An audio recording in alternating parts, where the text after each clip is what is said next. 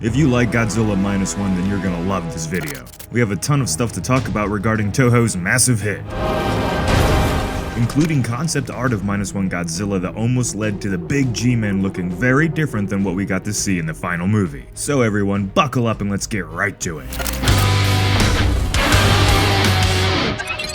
So for the first time ever in Godzilla history, I'm talking all of the movies, the Toho ones and the American ones, Godzilla Minus One is the very first one to get an Oscar nomination, as it's been nominated for Best Visual Effects at this year's Oscars. When the creators of Minus One got the news, they celebrated it, and it's nice to see how much this really does mean to all of them. So, say what you want about the Oscars these days, I think they're a load of crap, but this is still pretty dang cool for Godzilla. First time ever being nominated, and it's been around for 70 years, and this is the first time ever. So with this on top of the movie's really high box office performance, what's going on with the sequel? Are we even going to get one for Godzilla Minus One? Well, we finally got some information regarding a sequel from the director of Godzilla Minus One himself, Takashi Yamazaki. When interviewed by HJ Webb, he had this to say when a possible sequel was brought up to him. HJ Webb asked, "This is a bit off topic, but what are your plans for the next Godzilla film?" And this is where Takashi gave some sad news. He said, "There is no such story, but I might be a little sad if someone else is chosen for the next work."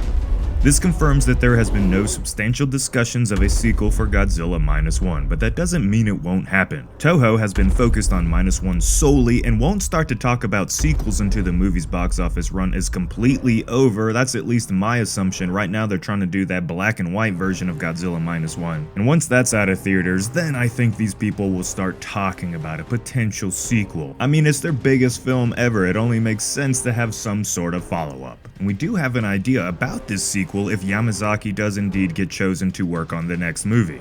In the interview, he said, "If I were to direct the next movie, I would like to do a sequel to this one, but since there have been 2 standalone Godzilla films in a row, I will probably have to include an enemy monster in the next one." So you heard it right, if Minus One does get a sequel and if Takashi is asked to direct it again, we are more than likely going to see not just Godzilla but also another monster.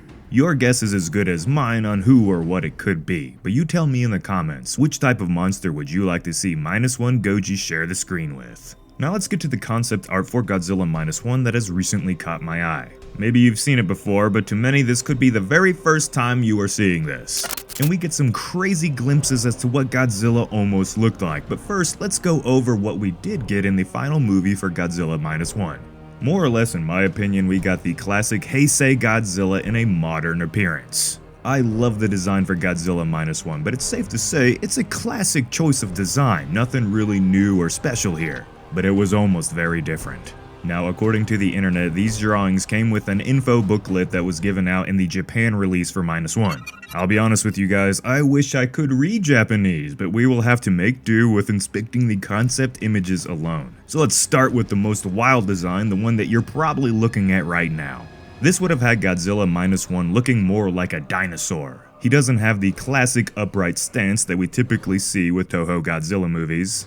He's got long arms, athletic legs and feet, a long, thick neck, topping it off with these extravagant dorsal spines that if Toho chose to have kept them, would have been the most extreme set of plates ever seen on any Godzilla. This next close-up on Godzilla's head revealed a concept that would have made Godzilla Minus One much more jarring to look at. Now if you remember, Godzilla in the movie had an almost dog-like face, but it almost was much more twisted and grotesque. This concept art showed a Godzilla who would have had extended jaws of sorts, with what looked like teeth or horns growing out from his cheekbones. Now since it's a pencil drawing, it's hard to tell if this was supposed to be an extension of his mouth, or if it was going to be more of something along the lines of a Joker smile. I can't really tell if his mouth does indeed go all the way back or not in this drawing.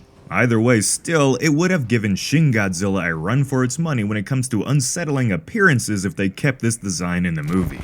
Now as the concept art moved closer to the final Godzilla design, we got the armor-plated Goji, coming in the form of this side view drawing of a Godzilla that would have been bulky and armor-plated. I want to know y'all's opinion on this. This guy looks like a more angry version of Godzilla Earth. What do you think? This design would have had skin that looks like obsidian, and it looks like its scales would have formed in a way that would create an armor effect running down its tail. Overall, this concept is much more in line of what we think of when we think of Godzilla. It's certainly less bizarre than the first two concepts, but ultimately not the right choice. And lastly, we get to see what all the concept art drawings eventually led to. This concept drawing right here. Now it seems rather close to what we see in the final movie, minus the head being a bit more dinosaur than what we saw in the film, I think. And this really just reminds me of how much I do like the simplicity of Godzilla Minus One's design. Now residents, I wish I could read these callouts, but I like to think we can get a lot of the message by simply looking at these great works of art. Let me know if you would have liked to have seen any of these designs make it to the final movie, or are you happy with what we got? For more Godzilla Minus One videos, you guys know what to do. Stomp that subscribe button and hit the bell to stay up to date on when we upload. I want to give a huge shout out to Darko Darks for helping me with some of the animation in this video. Make sure to go check out his channel if you haven't already. As always everyone, this has been Jacob and I will see you in the next one.